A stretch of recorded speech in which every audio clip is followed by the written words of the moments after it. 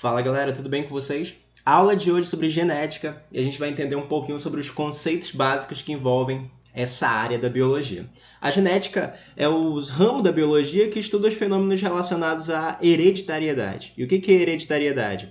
São os fenômenos em que eu tenho a transmissão de características entre um pai e uma mãe para os seus filhos, para a sua prole.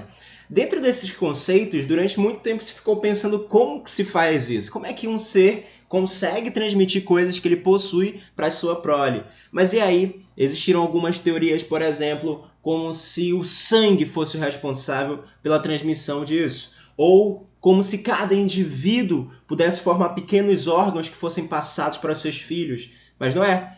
A genética vai ter como princípio básico a molécula do DNA e do RNA, e a hereditariedade vai estar relacionada justamente a eles. Então, os ácidos nucleicos são os responsáveis pelos fenômenos da hereditariedade. Então, quando um pai parece com um filho, ou quando ele lembra características que existem na mãe, a gente está falando justamente dessa transmissão através das moléculas de ácidos nucleicos. Lembrando que ácidos nucleicos são, novamente, olha só, DNA e RNA. Tranquilo.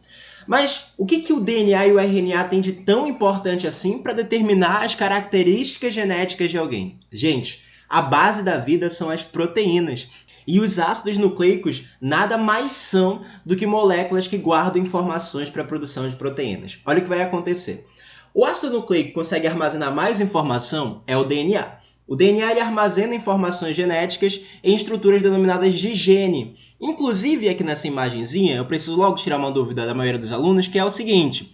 O gene ele é um pedaço do DNA que codifica uma informação genética. Mas todo o segmento gênico é codificante? Não. Existem regiões chamadas de exons, que são as regiões que codificam informações, e existem regiões chamadas de introns, que são regiões não codificantes. Inclusive, durante a formação do RNA, no fenômeno da expressão gênica, posteriormente se RNA dá origem, a proteína no fenômeno da tradução, mas nesse processamento do RNA anterior à tradução, a gente vai retirar esses introns em um mecanismo chamado de splicing. Então, olha, o gene é um pedaço do DNA que codifica uma informação. Todo o gene, se eu pegar o gene inteiro, todo ele tem informação genética? Não. As regiões que codificam informações são as regiões denominadas de exons.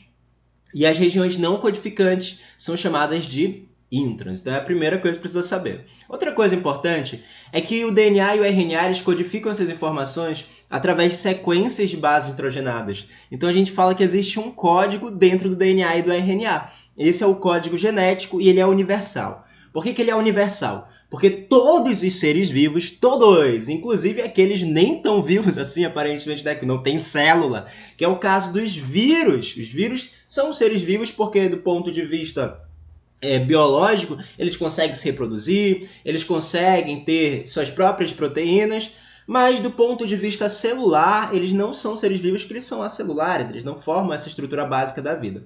Mas o que faz a gente, então, considerar que é universal esse código genético novamente, só para a gente não se perder? É que todos os seres, inclusive os vírus, eles guardam informações genéticas aonde? Nos ácidos nucleicos. E para a gente finalizar, dentro da biologia, existe o que se chama de dogma central da biologia. Qual que é o dogma central? O dogma central é assim, olha, o DNA é uma molécula de ácido nucleico que tem informação para vários genes. E o produto final de um gene, na maioria das vezes, é uma proteína. Então, quando esse DNA vai expressar uma proteína, tendo ele vários genes, eu vou ler todos esses genes? Não, vou ler apenas o gene da proteína que me interessa. E aí eu copio essa informação para a molécula de RNA. Então, de novo, olha, o DNA tem vários genes, gene A, B, C, D, E, por aí segue. Eu quero produzir a proteína A. Preciso ler o gene B, C, D e E? Não, basta eu ler o gene A. Dessa forma, então, eu copio a informação do DNA para a molécula de RNA. Nesse caso aqui, um RNA mensageiro que tem as informações para a produção da proteína. O fenômeno de produção de RNA é chamado de transcrição. Esse RNA vai ser lido nos ribossomos e lá vai se ter a produção da proteína, fenômeno chamado de tradução. Então, olha, o DNA tem as informações genéticas. Quando eu quero expressar um gene, o que eu faço? Eu copio essas informações para a molécula de RNA, fenômeno chamado de transcrição. E o RNA é lido nos ribossomos, levando à produção de uma proteína em um fenômeno chamado de tradução. O DNA ele também pode dar origem a DNA, e a gente chama isso de replicação. Então esse é o dogma central da biologia. São os processos envolvendo as moléculas de ácidos nucleicos. DNA para DNA, replicação. DNA para RNA, transcrição. E RNA formando proteína, tradução. Show! Para a gente finalmente chegar na genética mendeliana, é importante tu saberes alguns conceitos gerais da genética. E o primeiro conceito é o de gene. Tu sabe que gene é um pedaço do DNA que codifica uma informação. Mas na genética mendeliana, geralmente quando a gente fala de gene, a gente está querendo falar assim, olha, uma característica. Então o gene é um pedaço do DNA que tem informação. Mas essa informação é uma característica. Pode ser um gene que determina a cor dos olhos, pode ser um gene que determina o tipo de pele, o tipo sanguíneo, tá bom? Então, na genética, no geral, gene é uma característica. Outra coisa importante é, digamos que eu vou determinar a característica cor do olho. Eu não posso ter cor do olho claro ou escuro, então eu tenho diferentes versões de uma característica. A gente chama isso de alelo. Alelos são as diferentes versões de uma determinada característica. Como assim, Paulinho? Vamos dizer que a gente esteja estudando cor dos olhos, certo? Então, olha, como exemplo aqui, eu vou pegar o gene que determina a cor dos olhos. Mas quais são as possibilidades de cor dos olhos que eu tenho? Eu posso ter, então, como representantes, uma versão de olho escuro, chamada de azão. Então, azão representa um olho escuro. E azinho vai representar um olho claro. Percebe, então, que eu tenho possibilidades de características diferentes. Claro e escuro. E para representar essas possibilidades, eu uso letrinhas. Então, os alelos são essas letras que a gente usa para representar versões de uma característica. Quando eu tenho alelos iguais, eu falo que o ser é homozigoto. Então, olha, homozigoto significa alelos semelhantes. Como assim, Paulinho? Como assim alelos semelhantes? Se eu tivesse um homozigoto, nesse caso aqui, olha, ele poderia ser o quê? Azão, azão, ou ele poderia ser azinho, azinho, tá? Então, olha, alelos semelhantes. E o heterozigoto? Hétero é diferente. Logo, eu vou ter no heterozigoto alelos diferentes. Como é que seria a representação dele, então, já que tu é espertão, hein? Seria o quê? Azão, azinho. Beleza. Quando eu pego um alelo, se eu tiver um caso de dominância completa, o alelo dominante é aquele que se manifesta tanto em homozigose quanto em heterozigose. Então, olha, o dominante manifesta-se tanto em homozigose, em homo, vou botar aqui, ó, quanto em heterozigose. Tudo bem? De que forma, então, eu representaria isso? Olha, se eu tivesse um indivíduo azão, azão, ele teria o olho o quê? Escuro, porque ele tem duas versões para olho escuro. Mas se eu tivesse um indivíduo que é azão, azinho, não tem versão para olho escuro e olho claro? Quem que prevalece aqui? O olho escuro, porque a característica escura é dominante sobre a característica recessiva. Então, a dominância se refere àquele alelo que consegue se manifestar tanto em dose dupla quanto em dose simples, quando tem apenas uma versão deles. E o alelo recessivo? O alelo recessivo, ele só consegue se manifestar, olha só, em homozigose. Então, ele manifesta-se apenas, vou até colocar gigante aqui, ó, apenas, tá bom? Em homozigose. Dessa forma, o único jeito que eu tenho do alelo do olho claro se manifestar é se eu tiver azinho, azinho. Show, né? E o que é fenótipo? Gente, tem muita gente que fala assim, fenótipo é aquilo que a gente vê. Não, nem sempre tu consegue ver o fenótipo. Por exemplo, o tipo de sangue que uma pessoa tem é uma característica fenotípica. Mas tu não olha para uma pessoa e fala, carinha de O negativo, hein? Não, né? Então, o fenótipo, vou colocar aqui, ó, como conceito, é a expressão. Então, ele é a manifestação do genótipo, que é o que eu tenho no material genético, nesse caso, o DNA, mais as influências do ambiente. Como assim, Paulo? Porque não basta eu ter informação genética, às vezes eu posso modificar esse fenótipo, não porque eu modifiquei o DNA, mas porque eu tive influência do ambiente. Como assim? Olha, isso já foi até questão de vestibular. Digamos que eu pegue gêmeos. São gêmeos, eles nasceram com a pele clara, são gêmeos monozigóticos, são gêmeos idênticos. E aí o que acontece? Um desses gêmeos nasce aqui em Manaus e o outro gêmeo, que nasceu também em Manaus, tem que nascer no mesmo lugar, né? Ele nasce em Manaus, mas ele se muda. E ele se muda lá pro sul, cara. Ele fica lá onde não tem sol, enquanto que o outro tá aqui pegando aquele sol de meio-dia, todo dia, pra ir pra escola. Quando eles se reencontram, você acha que a cor da pele vai estar parecida? Não. A pessoa que está aqui em Manaus vai ter a pele mais escura e o que está lá para o sul vai ter a pele mais clara. O que mudou? O DNA? Não, ambos têm o mesmo DNA. Eu não consigo modificar o DNA dessa forma. O que mudou foi o ambiente. Um estava num lugar que tem muita intensidade solar e o outro tem baixa intensidade solar, tá bom? Então o fenótipo é a expressão do genótipo mais o ambiente. Eu posso modificar o fenótipo? Posso, porque eu posso variar as condições do ambiente. Já o genótipo, baby, o genótipo, ele é o conteúdo de alelos. Ele é o conteúdo do DNA.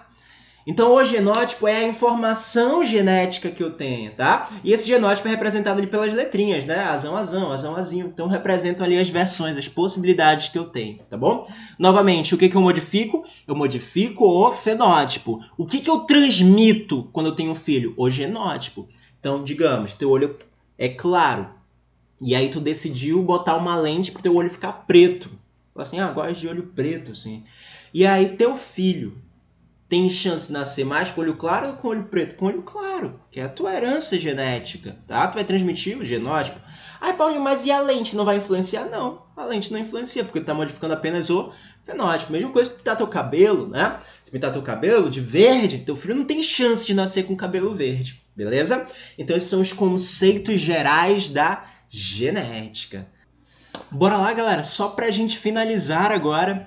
Dentro da primeira lei de Mendel eu vou ter alguns conceitos básicos. E eu preciso que antes da gente conversar um pouquinho sobre esses conceitos básicos, tu saibas o seguinte, que Mendel não conhecia o DNA. Então Mendel não falou nada sobre o DNA. Ele não tinha a menor noção de que o DNA existia, tá? Coisa engraçada até, né? Fato interessante, assim, o pai da genética não saber que existe DNA. Mas bora lá. A primeira lei de Mendel diz assim, ela é chamada também de princípio da segregação, ou lei da segregação.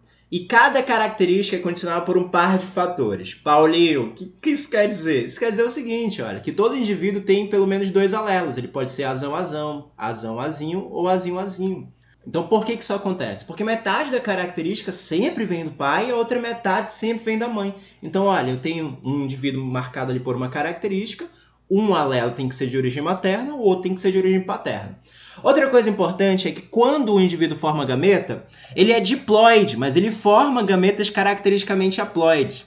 Traduzindo segundo o que Mendel falou, ele disse assim, na formação do gameta, cada gameta é portador de apenas um fator. Por que Mendel não fala alelo? Porque, novamente, ele não sabia sobre o DNA. Então ele chamava de fatores as versões de uma característica. Então olha só, aqui eu tenho o indivíduo azão-azão, que tipo de gameta ele pode formar? Azão. Se ele tivesse formado um outro gameta, seria o quê? Azão também. Se ele fosse formar gametas sendo azão-azinho, que tipo de gameta ele formaria? Ele formaria um gameta azão e o outro gameta seria o quê? Azinho.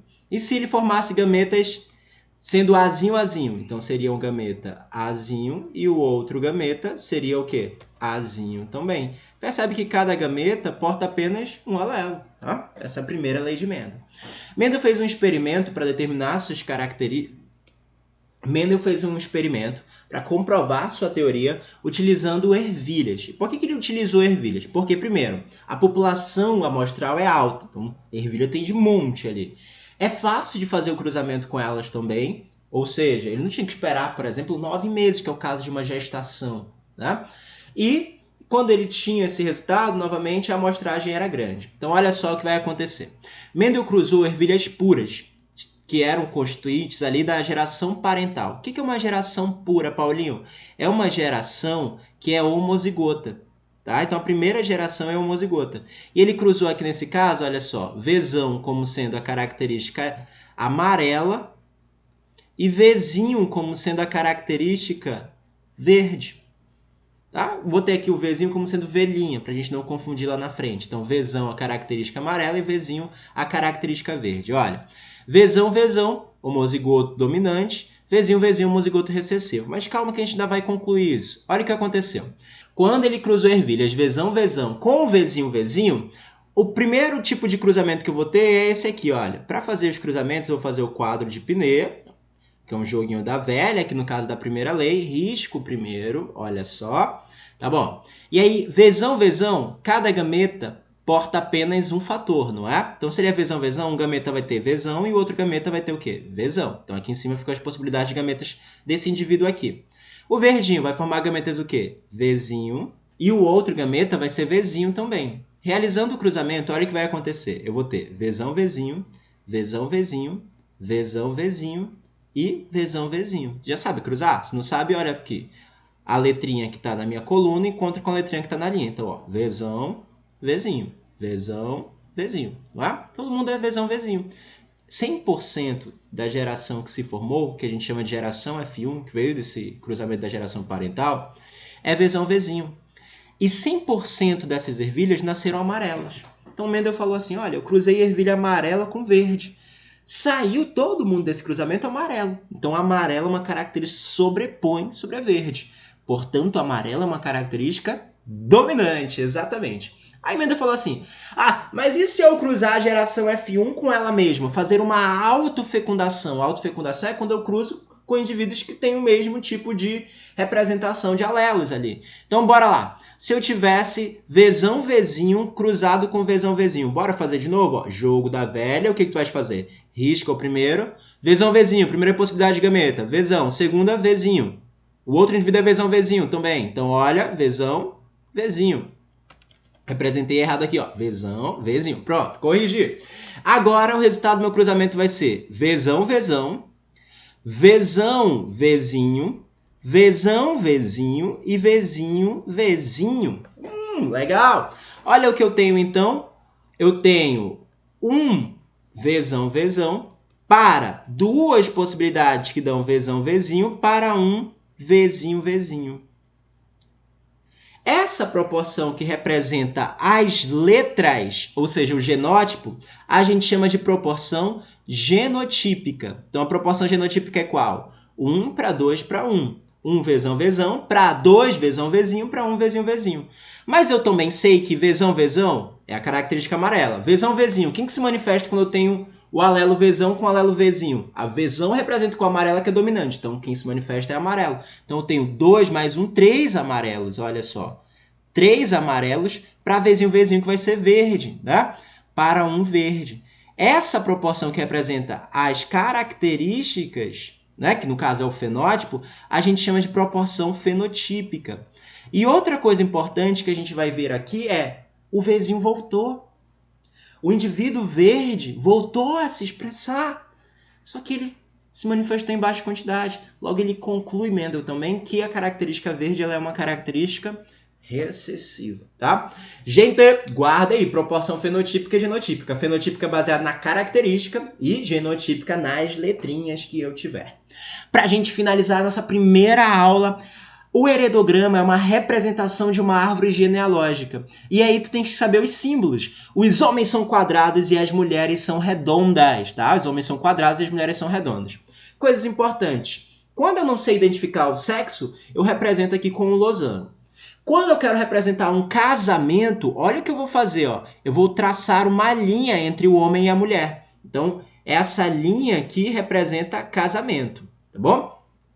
Essa linha vertical, no entanto, representa os filhos deste casamento. Então, uma mulher casa com um homem e eles têm filhos aqui. Quem são os filhos? Um menino, uma menina e um menino. Então, se eu te falar assim, ó, um homem, João, casa-se com uma mulher, Maria, e tem 3 filhos. Então, olha, se fosse apresentar no heredograma, um homem casa-se com uma mulher e esse casal aqui tem 3 filhos. Olha os filhos deles sendo representados aqui, ó. Um menino, uma menina e uma menina. Eu inventei, tá bom? Então, novamente, olha, casados, filhos, beleza? Se eu quiser representar um casamento consanguíneo, eu passo 2 linhas. Então, ó, 1, 2, tem 2 linhas. Se eu quiser representar gêmeos, eu vou passar essa linha aqui, olha. 1, 2, eles estão ligados para representar que são gêmeos. Se eu quiser mostrar que eles são gêmeos monozigóticos idênticos, aí eu tenho que unir esse triângulo inteiro, tá? Então, beleza, é isso. Se apareceu no teu heredograma pintadinho alguém, é sinal de que essas pessoas são afetadas por alguma característica que está sendo estudada, ok? Tá bom. Só para a gente finalizar, então, olha o que eu queria que tu visses. Toda vez que eu tiver uma representação aqui, olha, 2 pais normais deram um filho diferente, um menino diferente, eu quero que tu saibas que toda vez que 2 iguais dão um diferente, os iguais são heterozigotos e o diferente é um homozigoto recessivo. Então, 2 pais normais deram uma criança afetada. Tudo bem? Poderia ser o oposto. 2 pais doentes deram uma criança normal, deram um garoto normal. Então, 2 pais doentes deram um indivíduo normal. Novamente, os iguais são heterozigotos e o diferente é um homozigoto recessivo. Aqui nesse caso, a doença é recessiva. Aqui nesse caso, a doença ela é dominante. Apareceu o heredograma e é a primeira lei que tu vai procurar. 2 iguais que dão um diferente, tá bom? É isso, nossa primeira aula então encerra aqui, esses são os conceitos gerais, tem exercício para te fazer. A gente vai falar depois de sistema BO, que é um caso especial de codominância, e vai também fazer exercício sobre esse tema. Além disso, nas próximas aulas a gente vê segunda lei, herança sexual e linkage. Abração, galera, muito obrigado pela presença de vocês.